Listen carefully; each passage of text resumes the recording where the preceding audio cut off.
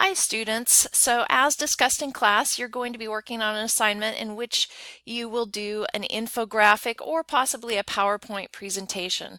Most of you are probably already familiar with PowerPoint and creating slides and printing slides. Some of you may not be as familiar with creating posters or infographics in PowerPoint. And this is an example here of an infographic that I created in PowerPoint.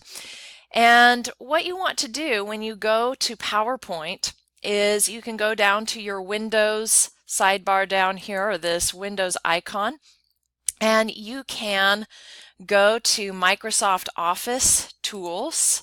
Oops, not right there. You want to go to PowerPoint. So choose PowerPoint.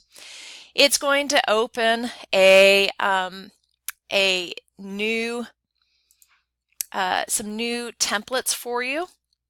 And what you want to do is type in infographics and search.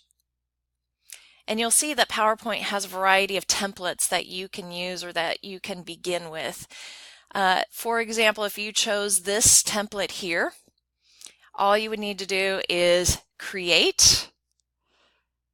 And then as you work on the infographic, you want to click in the spaces to change the text. You can get rid of the graphics and put in new graphics if you would like. And essentially create your own infographic. Now, let's say you are already in PowerPoint. You can also get to infographics by going to File and New, and then typing in the kind of template you want. In this case, maybe an infographic.